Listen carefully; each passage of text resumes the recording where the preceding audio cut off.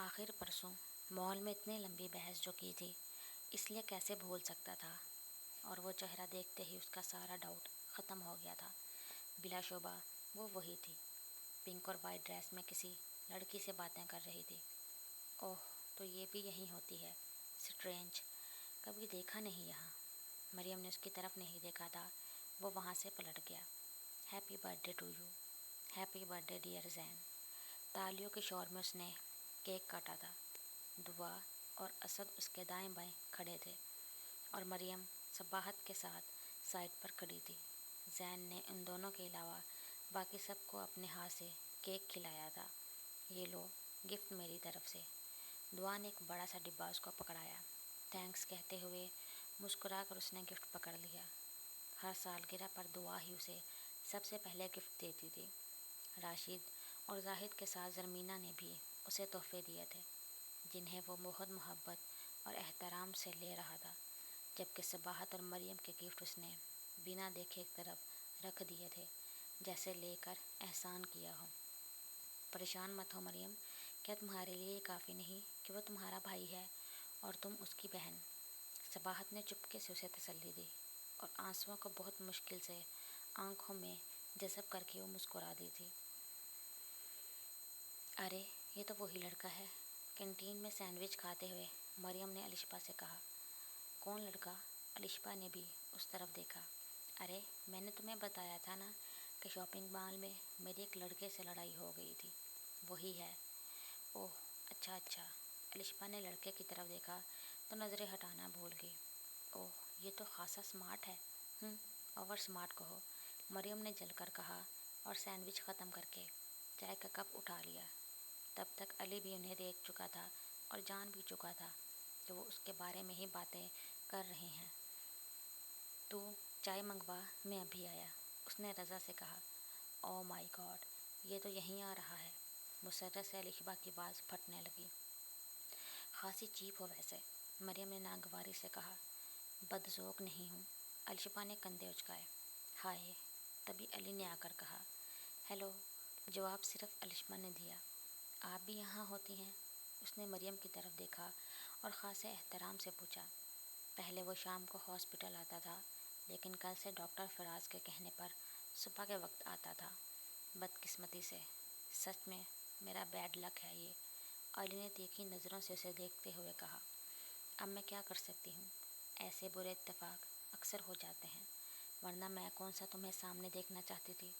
کندھے اچکاتے ہوئے وہ اٹھ کھڑی ہوئی۔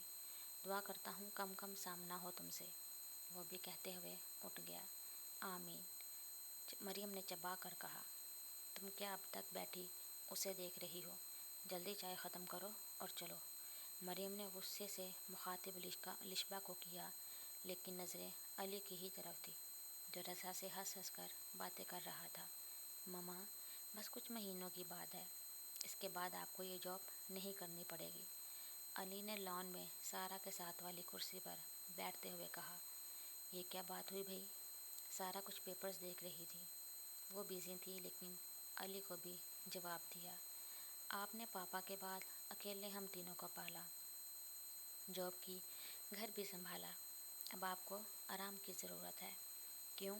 خدا نخواستہ مجھے ایسی کون سی بیماری لگی ہے جو آرام کی ضرورت ہے؟ تم اپنی ڈاکٹری ہاسپٹل رکھ کر آیا کرو، ابھی دم ہے مجھ میں۔ سارا نے گھور کر اسے دیکھا اور دوبارہ اپنے کام میں مصروف ہو گئیں۔ میں یہ تو نہیں کہہ رہا، اچھی بات ہے، ہم دونوں مل کر کام کریں، پھر ایک نئی گاڑی لیں گے، ایان اور حماد کو بھی بائک لے دیں گے، انہیں شوق ہے بہت۔ اگر ایان اور حماد اسے یہ کہتے ہوئے دیکھ لیتے تو یقیناً حیرانی سے بے ہوش ہو چکے ہوتے۔ کیا تمہارا مطلب ہے کہ میں اب بھی کام کروں، اس عمر میں بھی؟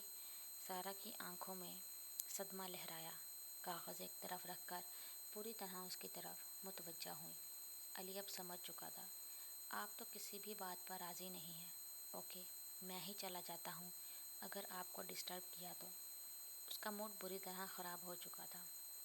وہ اٹھ کر جانے لگا تو سارا کی ہنسی نے جلدی پر تیل کا سا کام کیا۔ سوری، مذاق کر رہی تھی میں، سارا نے ہنسی ضبط کرتے ہوئے کہا۔ علی رکو، اب کی بار روب سے کہا۔ کیا ہے اب؟ वो बेदिली से रुक कर बोला। चाय बना लाऊं ना? लजाजत से कहा गया। बना आता हूँ, लाजमा ही समझ रखा है मुझे तो। बुड़बड़ाता हुआ वो जाने लगा तो अयान और हमाद, जो अभी कोचिंग से आए थे, चिल्लाए, हम भी चाय पियेंगे। जहर ना मिला दूँ, जान छूट जाएगी। अच्छा, चाहे जहरीली हो, चाय तो होगी।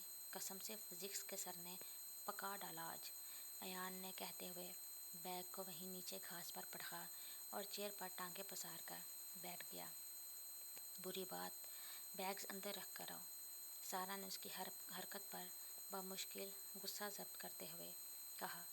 जाओ लिटिल ब्रदर, माँ की बात मानो, जन्नत कमाओ, हमाद से कहा। हमाद इसे घूरता हुआ बैग्स उठाए अंदर चला गया।